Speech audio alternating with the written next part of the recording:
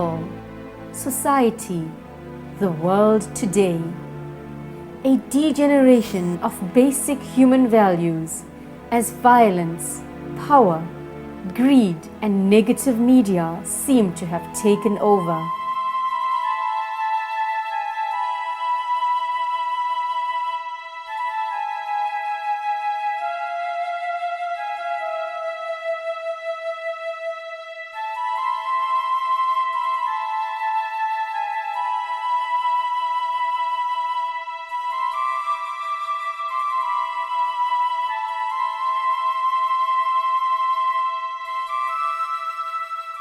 I do dimly perceive that whilst everything around me is ever changing, ever dying, there is underlying all that change a living power that is changeless, that holds all together, that creates, dissolves, and recreates.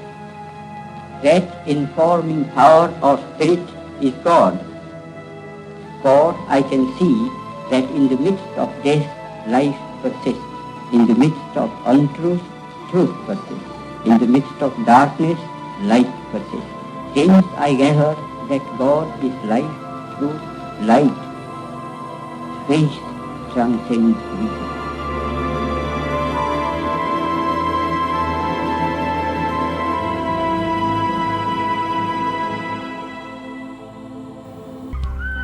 Satyagraha aims to reconnect our society with our rich heritage in order to promote the principles of non-violence, respect, and compassion. It also aims to foster national religious reconciliation, a clearer development of identity, an understanding of the socio-political nature of our society and our world, and our role in promoting developmental goals in order to achieve a better life for all. In other words, transformation in the consciousness, the economy and governance. Those are the three things that can bring about a peaceful society. And we are very proud that we are in South Africa. For all citizens of the term Satyagraha was in itself coined in South Africa, and this is something that Mr. Kearney had just spoken about, by Magan Lal Gandhi at Gandhiji's request to replace the English phrase passive resistance.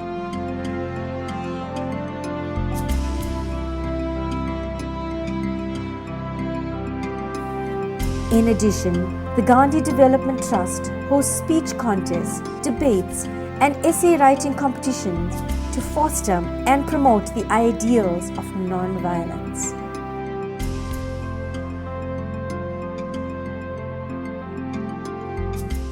Satyagraha has embarked on numerous projects to achieve its objective.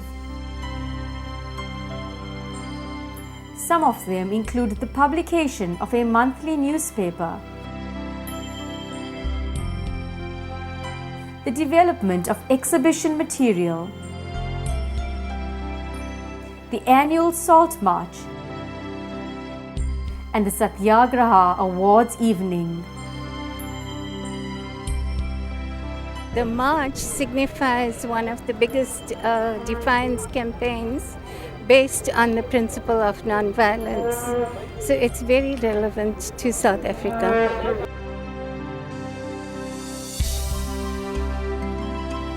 The monthly newspaper Satyagraha, in Pursuit of Truth, has been providing educational, historic, and informative material since 2000.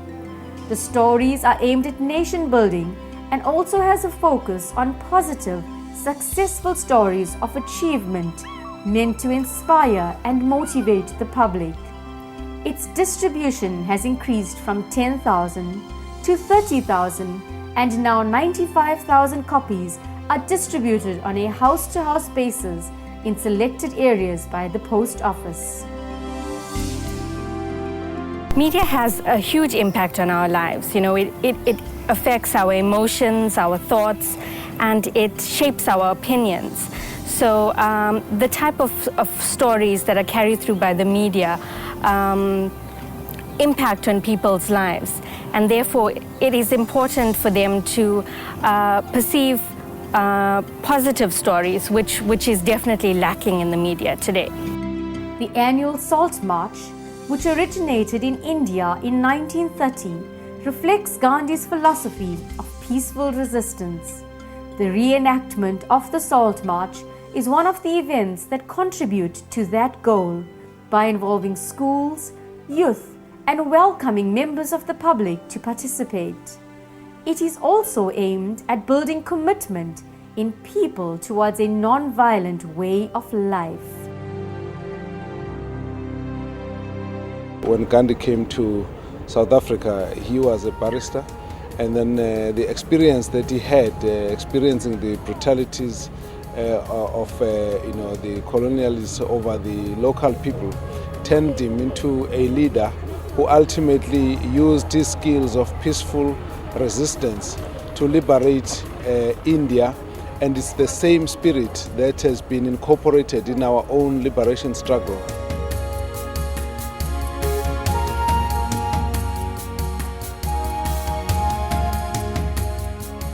Another event is the annual awards evening, which acknowledges the sterling efforts of those who have engaged tirelessly in South Africa's fight for freedom, as well as international peacemakers. The Gandhi Development Trust here in South Africa, the MK Gandhi Institute for Nonviolence, based in Memphis in the United States, and the Mahatma Gandhi Foundation of India. It is these three organizations which make the decision about who should receive the award each year.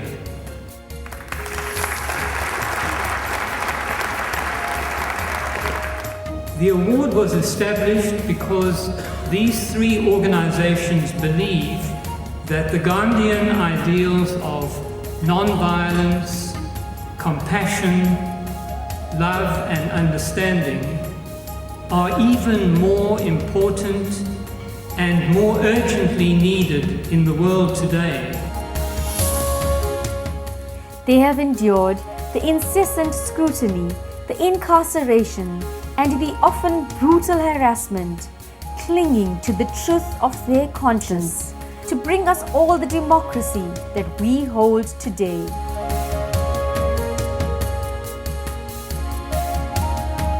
It is indeed only by cherishing this truth that the growth and flowering of South Africa's freedom will be assured.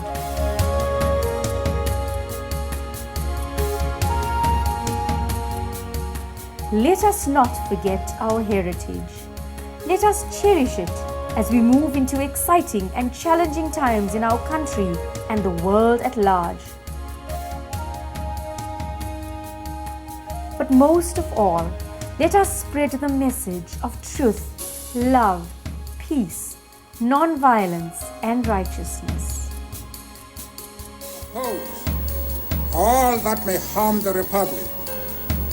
To obey, I, Nelson Hollister.